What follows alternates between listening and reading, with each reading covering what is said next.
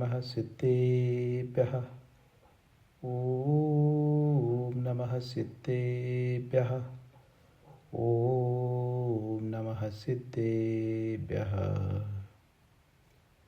ओंकारं बिन्दुसंयुक्तं नित्यं ध्यायन्ति योगिनः कामदं मोक्षदं चैव। ओंकाराय नमो नमः। मंगलं भगवान् वीरो मंगलं गौतमो गणी मंगलं कुन्दकुन्दाद्यो जैनधर्मोऽस्तु मंगलम्। अज्ञानतिमिरान्धानां ज्ञानाञ्जनशलाकयः चक्षुरुन्मीलितं येन तस्मै श्रीगुरुवे नमः। मुक्तामुक्तैकरूपो यः कर्मभिः संविदादिभिः अक्षयं परमात्मानं ज्ञानमूर्तिर्नमामि तम्।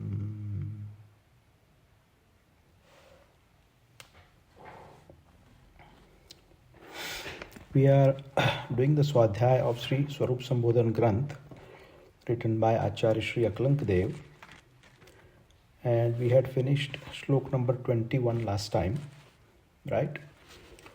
And in slok 21, if you recall, what we had learned was that in order to achieve the pure self, one has to make sure that the process of getting there has to be without the conditions of wants, desires, and ambitions, things of those nature, जिसे आगम के भीतर तृष्णा कहा है. So nirvikalpa samadhi, meaning a state of a pure and complete meditation, requires that one basically forsakes all of his or her total desires, wants, needs, necessities, all of those. Because the moment these things start to creep up, right, जिसको अपन तृष्णा कहते हैं, and because of trishna, the karma bandh starts. So Acharya says in Shlok 21 that अगर तुम्हारी अगर आत्मचिंतन भी अगर करते हो, लेकिन आत्मचिंतन करते हुए भी विषयों के प्रति अगर आसक्ति है, तृष्णा है, तो उसके कारण तावन मोक्ष न यास्यसि, उसके कारण से आपको मोक्ष की प्राप्ति नहीं होगी. ऐसा आचार्य देव ने श्लोक नंबर 21 के भीतर कहा हुआ था. अभी इसी विषय को, तृष्णा के विषय को आचार्य देव देखिए आगे बढ़ाते हैं.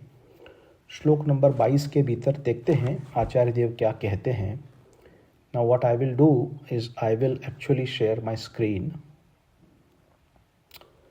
with the scripture here, so you can actually see it.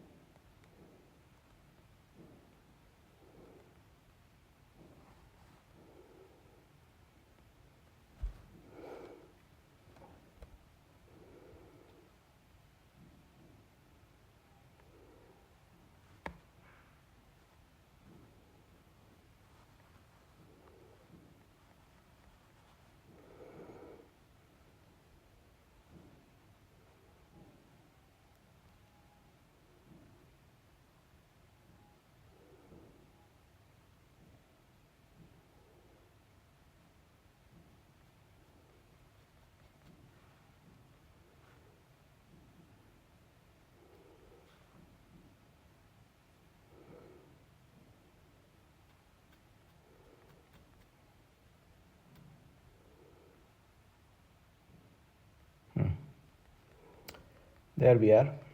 Let me just get to the right one here. The ordering is a little bit different in this text, but I will tell you which one right, okay. आपको दिख रहा है screen अभी? Yes, we are okay. Okay. All right. All right. So we are going to do Shlok 22. Here it is written as 21, the one that we are following the English version. But in this one it is 21, but the actual number is 22. Right? तो देखिए इसके भीतर क्या कहते हैं। पूर्व में क्या कहते आए थे कि तृष्णा जो है वो तृष्णा के कारण जीव को मोक्ष प्राप्ति नहीं होती है। और अपन ने समझा था ऐसा क्यों है, क्योंकि तृष्णा क्या है, लोभ से उत्पन्न होता है। लोभ और परिग्रह पूरे एक साथ चलते हैं। कषाय का बहुत बड़ा माध्यम है। लोभ को क्या कहा था, पाप का बाप कहा था, राइट। ये सब चीज़ें हैं। तो सारे जो बहुत प्रकार की मात्रा की जो पाप जो जीव करता है वो लोभ के कारण ही करता है। और लोभ अनेक चीज़ों का अपने को हो सकता है। प्रसिद्धि का लोभ, धन का लोभ, वांछा का लोभ, प्रेम का लोभ, अनेक प्रकार के लोभ हैं। और मुख्य रूप से आगम में 8 प्रकार के जो लोभ बताए थे उसकी भी बात अपन ने की हुई थी। अब देखिए आगे आचार्य देव इसी लोभ के विषय को आगे बढ़ाते हुए क्या कहते हैं। आपको ये सुन के थोड़ा आश्चर्य होगा, लेकिन समझने की बात है, विवक्षा की बात है। We have to understand the point of view from which this is stated, right. तो देखिए अपने को इसको समझने का प्रयास करते हैं। श्लोक नंबर 22। तो यहाँ आचार्य देव कहते हैं, यस्य मोक्षेपि नाकांक्षा स मोक्षधिगच्छति इत्युक्त्वाधितान्वेषी कांक्षान क्वापि योजयेत्। क्या कहते हैं, मोक्षेपि यस्य नाकांक्षा स मोक्षामधिगच्छति इत्युक्त्वात्विधान्वेषी कांक्षानि क्वापि योजयेत्। बड़ा गंभीर श्लोक है ये। और आचार्य भगवान शिष्य को समझाते हैं कि लोभ जो तृष्णा है वो तृष्णा अब किसके प्रति होनी नहीं चाहिए। पूर्व में अपन में समझ के आए थे कि भाई जो अप्रशस्त चीज़ें हैं उन अप्रशस्त चीज़ों के प्रति, पंचेंद्रिय विषय कषायों के प्रति, अनेक चीज़ों के प्रति लोभ का होना जीव के लिए हानिकारक है ना। तो अभी यहाँ कह रहे हैं, देखो, यस्य, जिस व्यक्ति के मोक्षे अपि, मोक्ष की भी, क्या कह रहे हैं, आकांक्षा अभिलाषा नहीं होती, वह भव्य मनुष्य मोक्ष को प्राप्त कर लेता है। देखो क्या कह रहे हैं, मोक्षे भी आकांक्षा नहीं होनी चाहिए। हाँ, मोक्षेपि यस्य नाकांक्षा स मोक्षमधिगच्छति।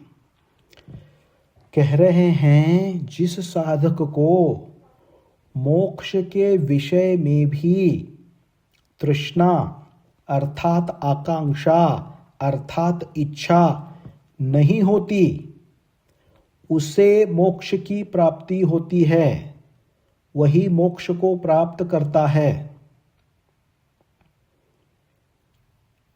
और क्या कह रहे हैं, तो ऐसा होने के कारण, यानी ऐसा बताने के कारण, ऐसा होने के कारण हितान्वेषी, जो अपना हित है, जो अपना कल्याण चाहते हैं, जो अपना बेनिफिशियल वेलफेयर चाहते हैं, अर्थात संसार से जुदा होके शाश्वत सुख को पाना चाहते हैं, जो लोग अपने ही हित के खोज में लगे हुए हैं, उसे यहाँ हितान्वेषी कहा हुआ है।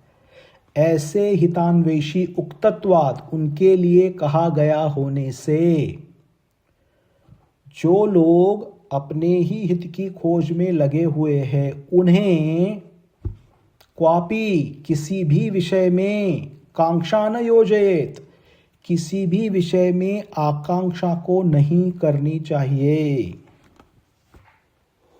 पहले तो हम समझ के आए थे श्लोक नंबर 21 के भीतर कि अप्रशस्त पदार्थों के प्रति होने वाली आकांक्षा अपने लिए अहितकारी है, क्योंकि वो तो प्रकृष्ट लोभ मात्र है।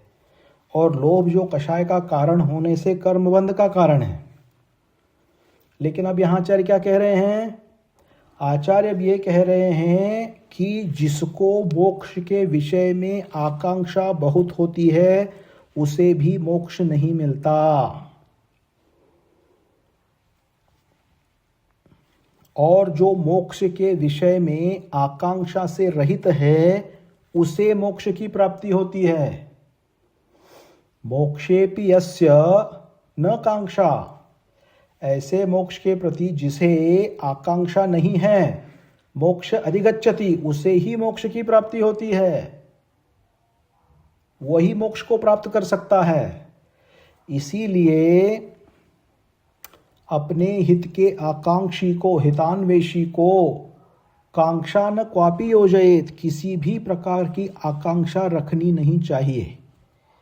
मतलब यहाँ क्या कह रहे हैं? यहाँ साधक के लिए कह रहे हैं कि तुम मोक्ष के प्रति भी आकांक्षा मत रखो, मोक्ष के प्रति भी लोभ मत रखो, मोक्ष के प्रति भी तृष्णावान मत हो जाओ। तो मोक्ष के प्रति तृष्णावान होना और मोक्ष के प्रति आकांक्षा नहीं रखना, ये कैसे संभव है भाई?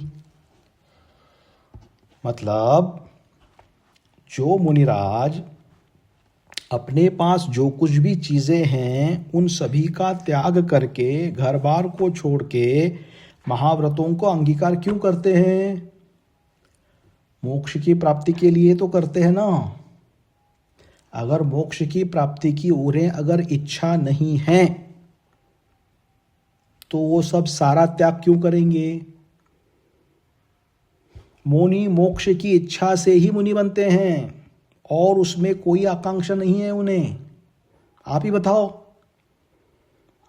किसी का जीवन अगर चल रहा है इस संसार मार्ग को छोड़कर कोई मोक्ष मार्ग में क्यों लगना चाहता है? वो मोक्ष मार्ग में इसलिए लगना चाहता है क्योंकि उसको मोक्ष चाहिए है। साफ है बात।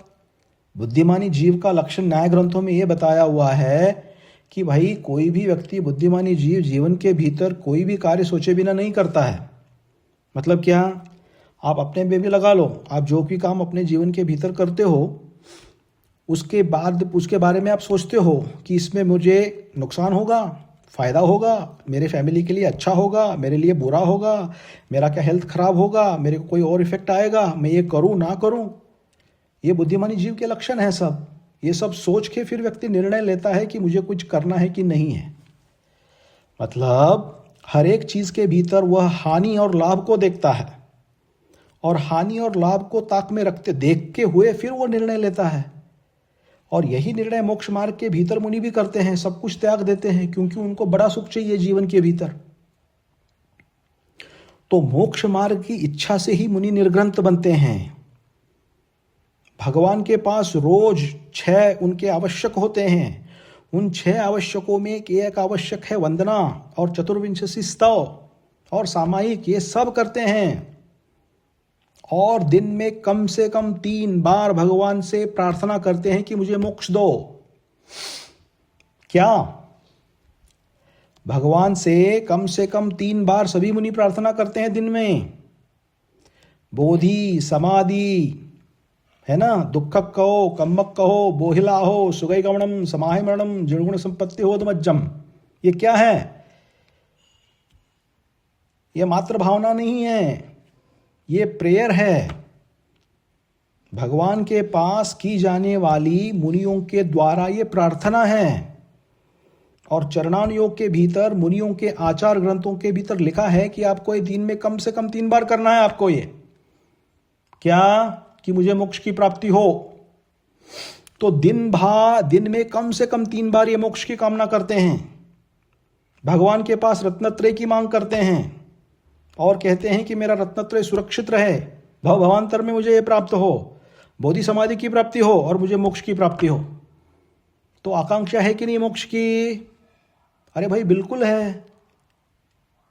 अगर आकांक्षा मोक्ष की है तो यहां ये क्यों कह रहे हैं कि मोक्ष की जिसे आकांक्षा नहीं है उसे मोक्ष की प्राप्ति होती है? मतलब मोक्ष की आकांक्षा मत करो। क्या मुनि के लिए कह रहे हैं ना कि भाई तुम मुनि हो ना, तो तुम मोक्ष की भी इच्छा मत करो, आकांक्षा मत करो। और यहां पे दूसरी जगह समझा रहे हैं कि भाई तुमको ये करना है, भगवान से मांगना है, प्रार्थना करनी है, मोक्ष को पाना है, तो तुमको सब ये त्याग करना पड़ेगा। तो ये कॉन्ट्रडिक्शन है बहुत बड़ा।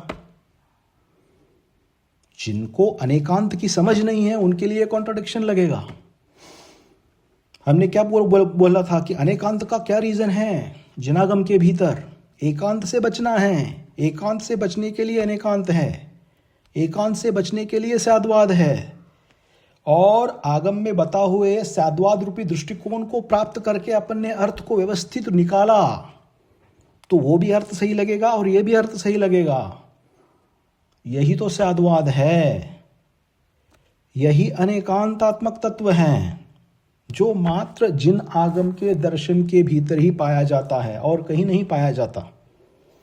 इसीलिए जब हम जिनागम में इन ग्रंथों का, श्लोकों का, स्तोत्रों का जब हम अर्थापत्ति करते हैं, अर्थात अर्थ निकालते हैं, तो जो अर्थ निकालने वाले हैं, अर्थ करने वाले हैं, बताने वाले हैं, उनके ऊपर बहुत बड़ी जवाबदारी होती है। और वो ये होती है कि वो श्रोता को सही ठिकाने पे लगाएं, गलत ठिकाने पे नहीं। मतलब क्या कि मतलब अर्थापत्ति जो है वो पूर्वापार विरोध से रहित हो, तभी जिनेंद्र देव के वचन अलंघनीय कहे जाते हैं।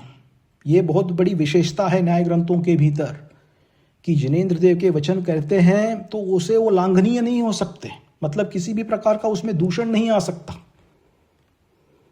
लेकिन कभी कभी अपनी ही मंद बुद्धि के कारण, समझ नहीं होने के कारण, एकांतिक बुद्धि होने के कारण, विषयों की विशेष रूप से अपेक्षाओं को न समझने के कारण बहुत बार ऐसी गलतियां कर बैठते हैं कि हम गलत अर्थ निकालते हैं। जानबूझ के करते हैं सो बात नहीं है, विषयों में प्रवेश नहीं है इसलिए हो सकता है, एकांतिक बुद्धि है, सोच है इसलिए हो सकता है, किसी मामले में अपना अज्ञान चल रहा है इसलिए हो सकता है। कोई जानबूझ के ऐसे अपने आगम के बारे में ऐसा कोई कहेगा नहीं, करेगा नहीं। लेकिन ऐसे इस जाति के दोष अपने इसके कारण क्या, अपने अज्ञान के कारण घटित हो सकते हैं, है ना। तो देखो, इनसे अपने को बचना है और व्यवस्थित रूप से साद्वाद दृष्टिकोण से अर्थ रखना है, करना है।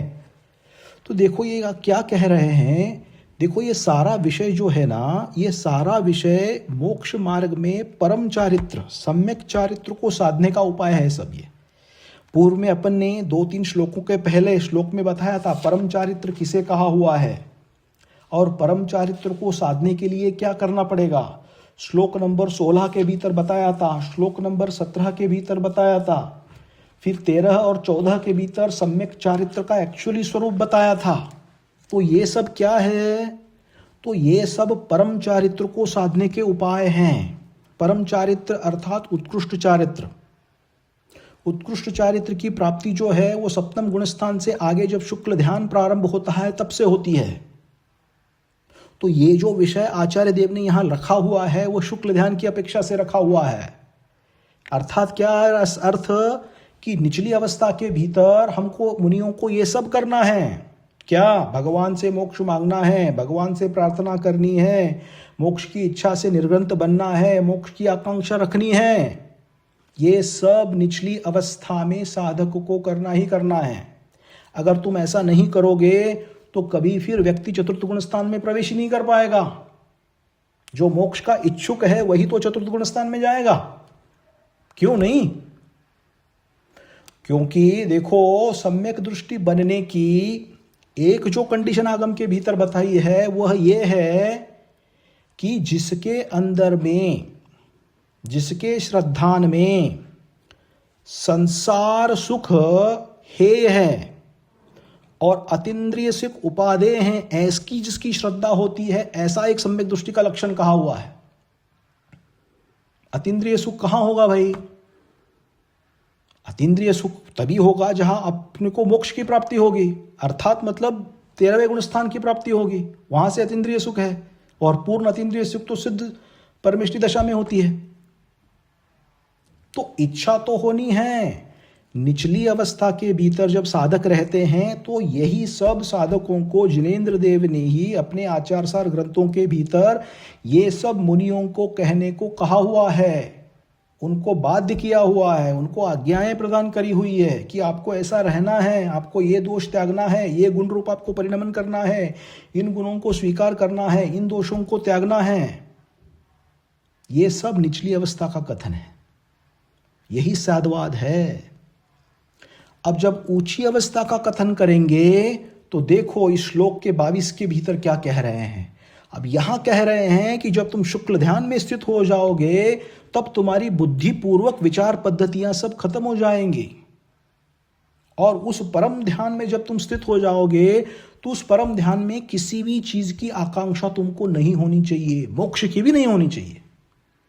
मतलब क्या है, मात्र आपका लक्ष्य आपका परम आत्म ध्येय है। तो आत्म ध्यान में स्थित होने वाला साधु जो है उसके ध्याता, ध्यान, ध्येय ये सारे विकल्प मिट जाते हैं। इसी को कहा आगम में अभेद रत्नत्रय की प्राप्ति। तो जब अभेद रत्नत्रय की प्राप्ति के मार्ग के ऊपर साधक बहुत ऊंची अवस्था में रहता है तो उस अवस्था के भीतर उनको यह उपदेश दिया गया है कि वहां मोक्ष की भी आपको अभिलाषा नहीं करना। तो इस प्रकार से आचार्य देव यहां, हाँ एक मिनट, इस प्रकार से आचार्य देव यहां सिद्ध कर रहे हैं कि भाई आपको कौन सी भूमिका में क्या चीज करना है और कौन सी भूमिका में क्या चीज समाप्त हो जाती है। और ऐसा अगर हम पकड़ के चलें तो फिर हम जिनेंद्र देव के वचनों को और आगम को सही तरीके से समझ पाएंगे। किसी ने इस श्लोक को पढ़ लिया, आगे पीछे का कुछ भी नहीं देखा, पूर्वापार ग्रंथों में, श्रावकाचार ग्रंथों में, मूलाचार ग्रंथों में, मुनि के आचार ग्रंथों में क्या क्या वर्णन आया है, उनको अगर इसका ज्ञान नहीं है तो इसी श्लोक का अर्थ गलत निकालेंगे और लोगों को बोलेंगे भाई तुम मोक्ष की भी इच्छा मत करो। क्या बोलेंगे, आपको मोक्ष की भी इच्छा नहीं करनी है, फिर मोक्ष की भी इच्छा नहीं करनी है, फिर आप पूछो फिर मैं मंदिर क्यों आऊं, दर्शन क्यों करूं, सामायिक क्यों करूं, पाठ को क्यों जाऊं, पूजा क्यों करूं। तो ये तो गलत, इसकी अर्थापत्ति गलत हो गई, लोगों को आपने गलत सिखा दिया। जहां पे निचली अवस्था के भीतर जब श्रावक रहता है या फिर मुनि भी रहते हैं सब छठवें गुण स्थान में, मुख्य रूप से वहां सब शुभोपयोग चलता है। मतलब अर्थात क्या, आराधना चलती है, भक्ति चलती है, सामायिक चलता है, स्वाध्याय चलता है। स्वाध्याय क्या है, स्वाध्याय शुद्धोपयोग है क्या, स्वाध्याय तो शुभोपयोग है। तो इसको अगर किसी ने बिना पूछे बिना जाने, और जिन लोगों को जिनागम में प्रवेश नहीं हुआ है उनको ऐसे बताने लग गए कि आपको भाई किसी की भी इच्छा नहीं करनी चाहिए, आपको मोक्ष की भी इच्छा नहीं करनी चाहिए, तो लोग बोलेंगे यार ये कैसा धर्म है, क्या सिखा रहा है ये। तो देखो इसीलिए अर्थापत्ति करते समय वक्ता को जो है वो बहुत ही ध्यानपूर्वक और गंभीरता से पूर्वापार विरोध से रहित जो है वह अर्थ निकालना होता है। क्योंकि एक ही श्लोक अर्थ अगर दूसरे ग्रंथों के श्लोकों को काट रहा है, ध्यान से सुनना क्या बोल रहा हूं, एक ही ग्रंथ का अर्थ दूसरे ग्रंथ के श्लोकों के अर्थ को अगर काट रहा है तो समझ लेना कहीं ना कहीं अर्थ के करने में चूक हो रही है।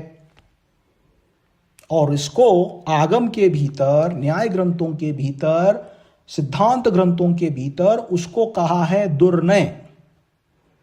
दुर्नय मतलब क्या कि व्यवस्थित रूप से स्याद्वाद दृष्टिकोण से जहां अर्थापत्ति नहीं की गई है, गलत अर्थापत्ति की गई है, जिससे विषय लंघनीय हो गया है, तब वहां दुर्नय के प्रसंग आते हैं।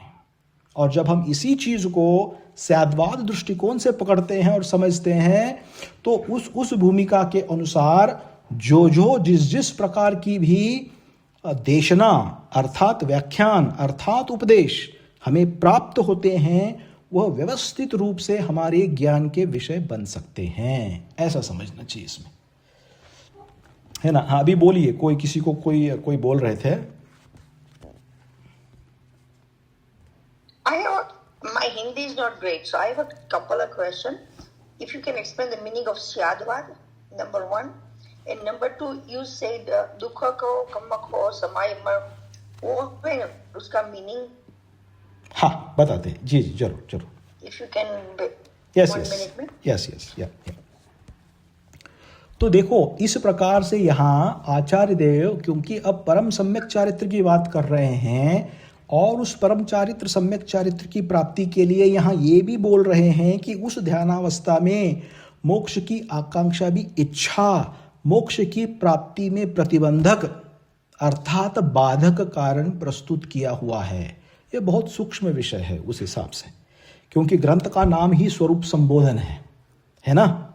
तो स्वरूप संबोधन की प्राप्ति के लिए, स्वरूप की प्राप्ति के लिए ये जब ऊंचे स्थान में शुद्धोपयोग में शुक्ल ध्यान में स्थित होने वाले मुनिराज है, उन मुनिराजों के लिए इस प्रकार की देशना यहाँ मिल रही है कि तुम किसी भी इच्छा आकांक्षा से रहित हो जाओ। मतलब क्या?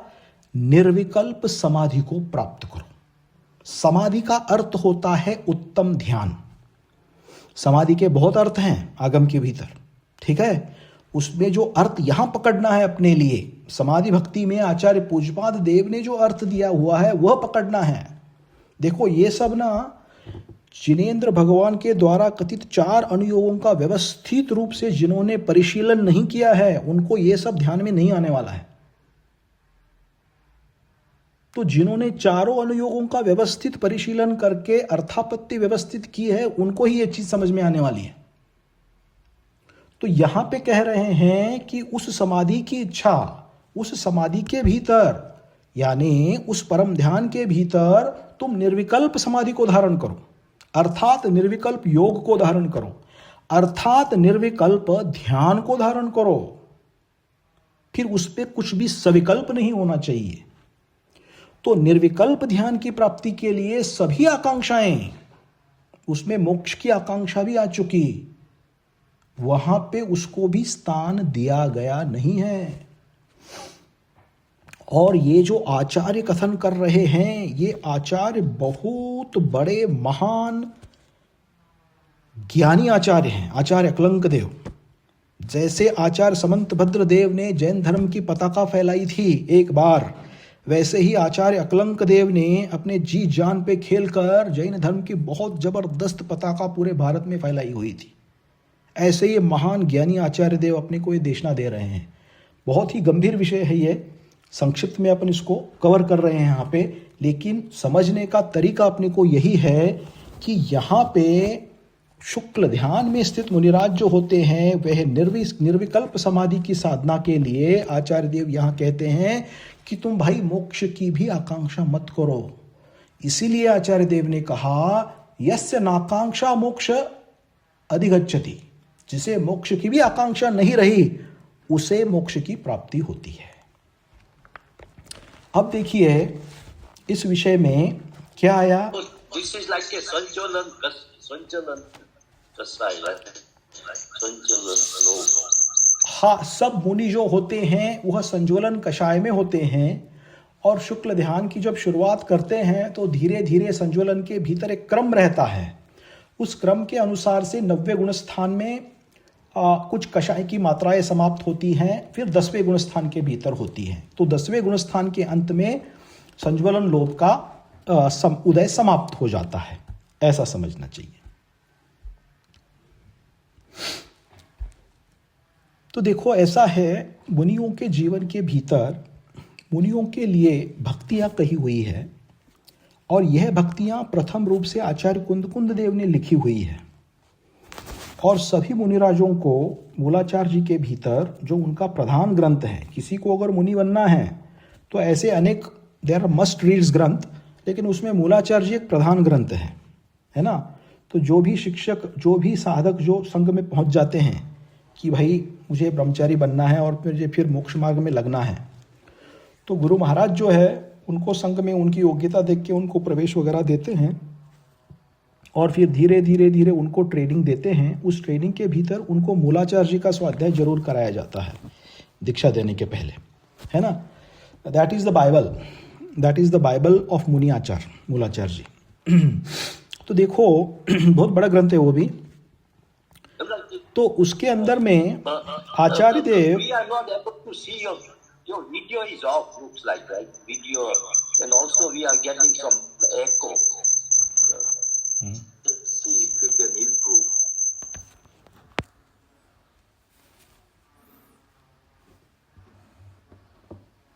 हमारी तरफ एको नहीं आ रही है, and I can see the video as in the screen share. हाँ दिख रहा है ना, okay. I hope you can hear me clearly.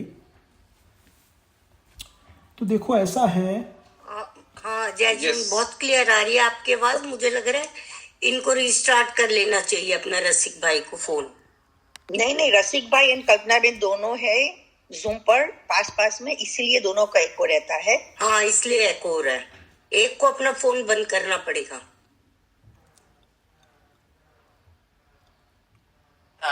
All of a sudden start हुआ।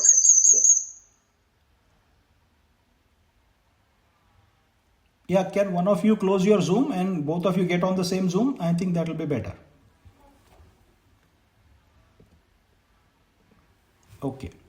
Okay sorry. हाँ, इस विषय की तरफ वापस आते हैं अपन।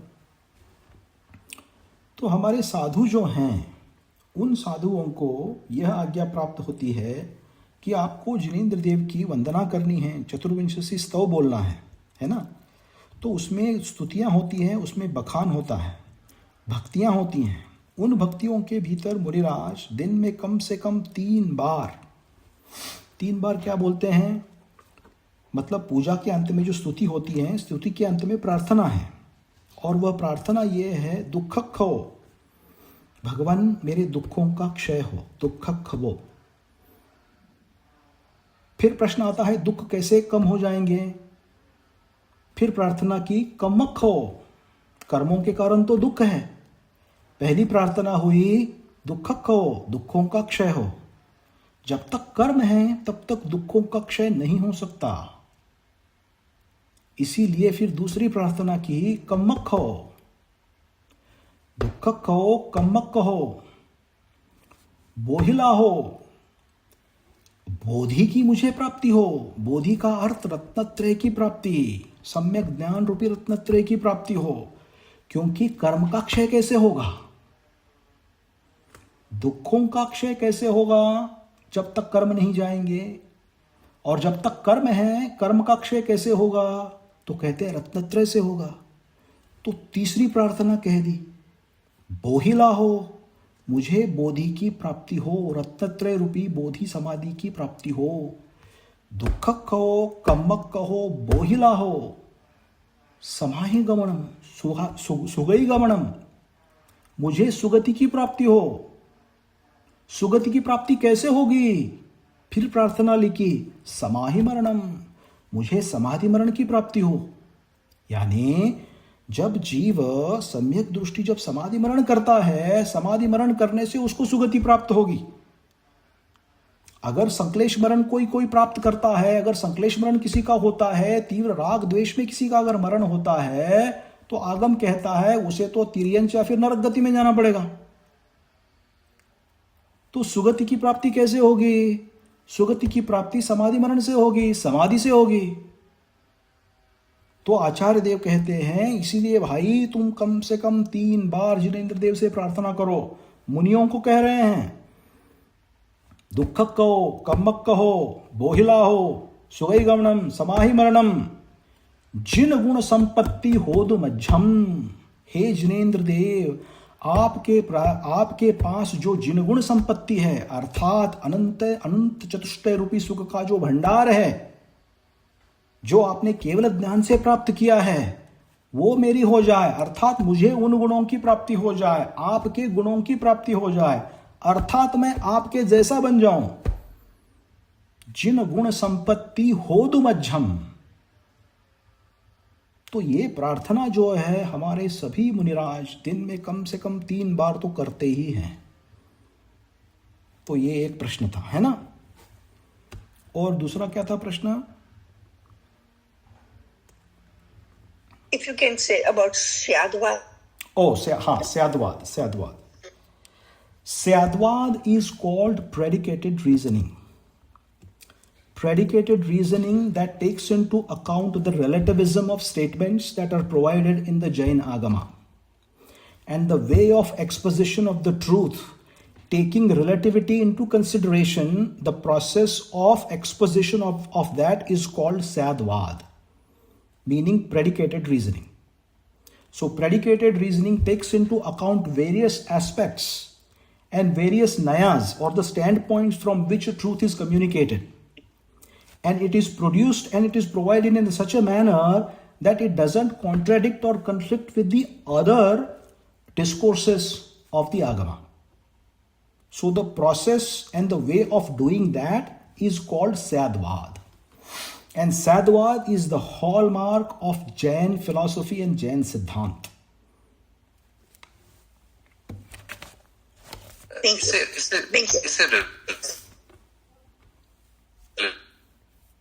you. Can I ask a follow-up question? This is my first time joining this discourse, and I think Syadwad and Ekantwad, like, this is one thing that came out to my mind, and I wanted to ask, like, हम निश्चय नहीं देखते हैं, व्यवहार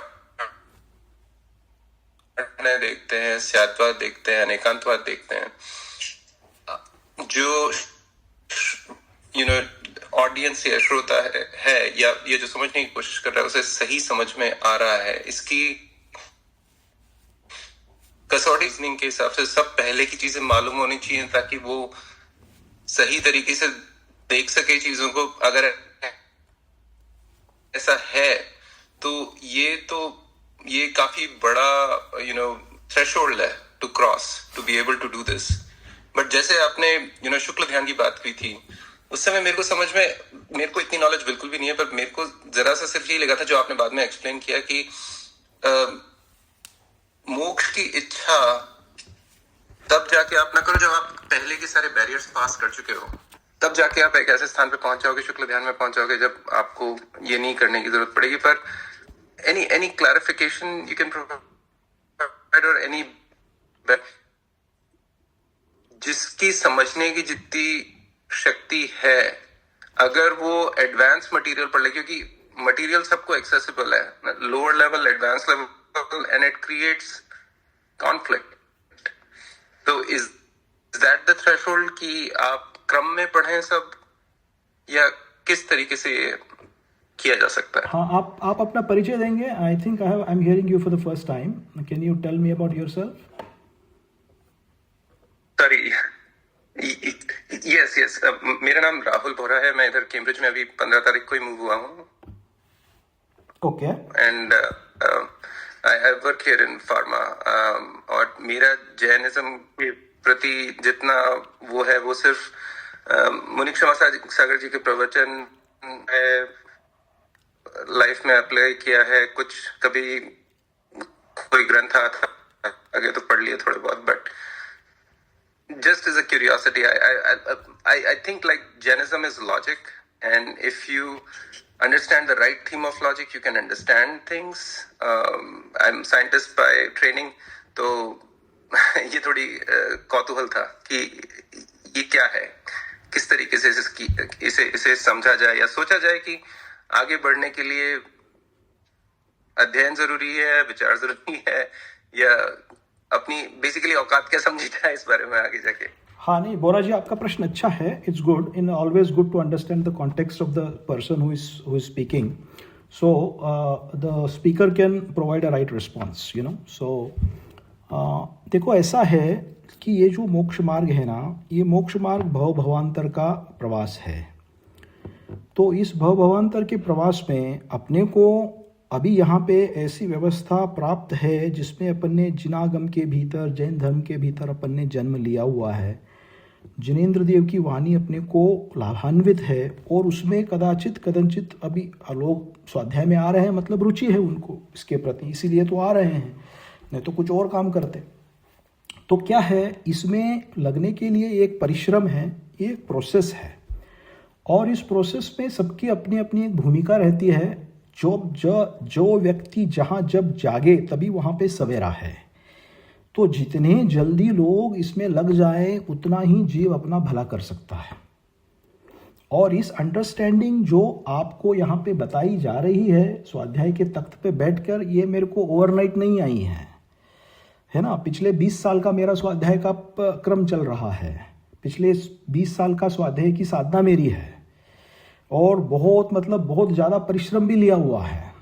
तो जिस प्रकार से जीवन के भीतर कुछ लौकिक चीज़ों को पाने के लिए जितना आप पुरुषार्थवंत होते हो, जितना आप बहुत मेहनत करते हो, कोई लगन, कोई टारगेट आप फिक्स कर लेते हो और फिर कहते हो कि मुझे इतना कमाना है, मुझे इतनी पोजीशन पे जाना है, इतने बड़ा बनना है, सीनियर मैनेजमेंट के पोजीशन पे लाना है, और उसके लिए मुझे क्या क्या करना होगा, उसके लिए सब आप करते हो, सब पापड़ बेलते हो, सब कुछ कर जाते हो, और फिर वहाँ जाके थोड़ा समय के लिए कुछ आराम मिलता है, अच्छा लगता है, फिर दौड़ वापस शुरू हो जाती है। तो देखो, ऐसा है कि अपन लौकिक क्षेत्र के भीतर तो अपन बहुत बहुत बहुत पुरुषार्थ करते हैं पंचेंद्रिय विषय सुखों के लिए, लेकिन इसको छोड़ के यथार्थ मायने में सच्चे में सुख जो प्राप्त अपने को मिलने वाला है, होने वाला है, जो आगम में जिसका स्वरूप बताया है, उसके लिए अपन क्या कर रहे हैं, उसके लिए अपन कितने पुरुषार्थवंत हैं। 5% भी नहीं है, 1% भी नहीं है। अक्सर तो एक्चुअली पूरा जैन समाज तो पूरा सोया हुआ समाज है, पूरा सोया हुआ समाज है, क्योंकि जब तक हम जिनेंद्र देव के दर्शन से ही इतना कल्याण होता है, ऐसी बातें हमें आगम के भीतर प्राप्त होती है।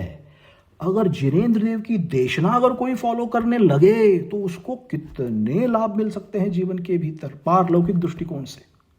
तो ये सब करने के जो है, these are all different milestones and steps, and there is a whole process behind it, and one has to undertake that process according to one's own capacity, desire, inclination, and where one is in that journey. And slowly one has to give preference and credence to this thing and try to do the best they can in order to realize the truth in life. And that does not come without the study of Agama. Okay, so probably it's a long answer, but the point is, everybody is in a different stage. Now we have been conducting Swadhyay here for a number of years, okay, and we have covered lots of granthas. Now we have come to a point where we have to talk about higher things, because if I don't expose audiences to the higher things, people will just end up only talking about basics all the time. But this is what people in the Jain Center do. We all invite a lot of scholars and we end up talking only about basics. और सब बोलते हैं हमको basic सिखाओ, basic सिखाओ, basic सिखाओ। अरे भाई, बेसिक सीख के तुम अपनी ऐसी पोजीशन, ऐसी भूमिका बनाओ कि थोड़ी ऊंची चीज की भी बात करो, क्योंकि आगम में बहुत विषय है। अभी न्याय का विषय तो किसी को, न्याय के ऐसे ग्रंथ हैं किसी को छुए। भारत में ऐसे बहुत ही कम विद्वान मुनि हैं जिनको न्याय ग्रंथ समझ में आते हैं। मतलब आगम में खोज करने के लिए बहुत कुछ चीजें हैं। तो यहाँ पे अपन क्या कर रहे हैं, अपना प्रयास ये है कि यहाँ पे अपना जो जैन सेंटर है, बहुत अच्छे लोग हैं यहाँ पे, धर्म से जुड़े हुए हैं, धर्म के प्रति श्रद्धा रखते हैं। आप भी नए आए हैं उसमें, तो मैं चाहता हूँ कि आप भी जैन सेंटर से जुड़ जाएं, यहाँ की एक्टिविटी से जुड़ जाएं। आपका अगर परिवार है, बच्चे हैं, तो उनको भी लेके आइए। आपको जो यहाँ उत्तम माहौल मिलेगा अब जैन धर्म के हिसाब से, यहाँ पे आपको कहीं और नहीं मिलेगा। तो आप सही जगह आए हैं, और यहाँ रह के, उस क्षेत्र में रह के आप अपने लिए, अपने परिवार के लिए, अपने बच्चों के लिए बहुत कुछ वहाँ पे भी आप पा सकते हो, अमेरिका में रहकर भी। तो इतनी अच्छी सिचुएशन जो है और इतना अच्छा जो सराउंडिंग है, एनवायरनमेंट है, वो JCG भी जैन सेंटर ने अपने को यहाँ पे किया हुआ है, जो ये भी बहुत पुण्योदय से ही प्राप्त होती है। नहीं तो अमेरिका जैसे चीज़ों में ये सब कहाँ मिलने वाली चीज़ें, आपको नहीं मिलने वाली है। तो क्या है कि हर एक व्यक्ति का अपना अपना एक स्टेज है, ये है। तो one has to keep at it and keep going and try to improve their sphere. That is how it is.